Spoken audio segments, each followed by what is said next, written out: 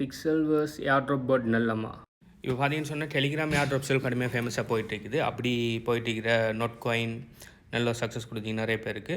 So அப்படி போயிட்டுருக்கிற airdrop செல்லில் இப்போ ஃபேமஸாக வந்துருக்கிற ஒரு ஏர்ட்ராப் தான் இந்த பிக்சல்வர்ஸ் ஏர்ட்ராப்னு சொல்கிறது.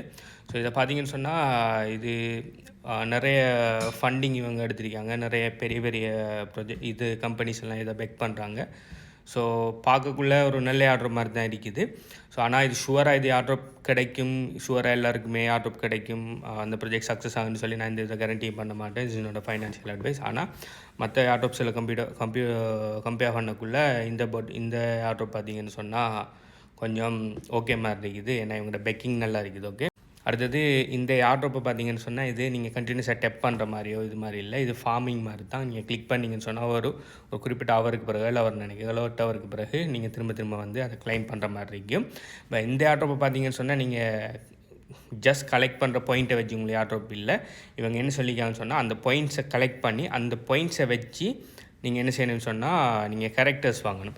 அந்த கேரக்டர்ஸ் வாங்கி அந்த கேரக்டர்ஸை நீங்கள் அப்டேட் பண்ணக்குள்ளே நீங்கள் எந்த அளவுக்கு உங்களோட கேரக்டர்ஸ் பெரிய அளவில் அப்டேட்டில் இருக்கோ அதுக்கேற்ற மாதிரி தான் உங்களுக்கு பாயிண்ட்ஸ்னு சொல்லியிருக்காங்க. ஸோ இந்த பிக்சல்வர்ஸ் ஏர்ட்ராப்பை நீங்கள் செய்கிறீங்கன்னா கட்டாயம் நீங்கள் அந்த பாயிண்ட்ஸை கலெக்ட் பண்ணுறதோட மட்டும் இல்லாமல் அந்த பாயிண்ட்ஸோட சேர்த்து கீழே பாருங்கள் ஃபைட்டுன்னு இருக்கும். அந்த ஃபைட்டை கிளிக் பண்ணி நியூ கேரக்டர்ஸ் இருக்கும். ஓகே, அந்த ஃபைட்டு கொண்டு வர கேரக்டர் நார்மலாக உங்களுக்கு ஒரு கேரக்டர் தந்திருப்பாங்க. அதோட சேர்த்து புது கேரக்டர்ஸும் வாங்கலாம். நீங்கள் புது கேரக்டர்ஸ் அந்த பாயிண்ட்ஸுக்கு வாங்கி அந்த கேரக்டர்ஸை அப்டேட் பண்ணுங்கள். மேக்ஸிமம் எவ்வளோக்கு அப்டேட் பண்ணிட்டு வாங்க. ஸோ யார் பெரிய அளவில் கேரக்டர்ஸ் நிறைய கேரக்டர்ஸ் வச்சுக்காங்களோ அதுக்கேற்ற மாதிரி ஏர்ட்ராப்ஸ் கிடைக்கும்னு சொல்லி நான் நினைக்கிறேன். எதுவுமே ஷுவர் இல்லை. இது ஏர்ட்ராப்ஸுங்கிறதால அவங்க சொல்கிற மாதிரி நடக்காமல் கூட போகலாம். ஓகே, இது 100% ஃப்ரீங்கிறதால நம்மளுக்கு ஒன்றும் குறைய போகிறதில்ல.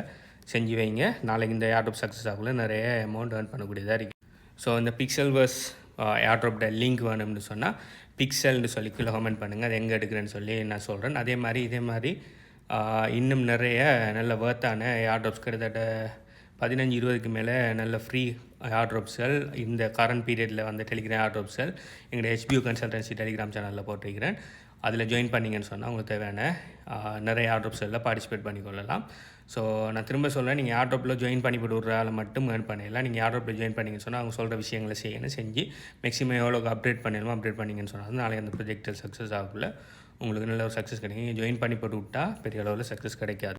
ஸோ எங்களுடைய HBU கன்சல்டன்சி டெலிகிராம் சேனலில் சம்மந்தமான மேலேஜ் டீட்டெயில்ஸ் போட்டுக்கிறேன். HBU கன்சல்டன்சி டெலிகிராம் சேனலில் நீங்கள் இன்னும் இல்லைன்னு சொன்னால் HBUன்னு சொல்லி கீழே கமெண்ட் பண்ணுங்கள். அது எங்கே இருக்குன்னு சொல்லி நான் சொல்கிறேன். பை.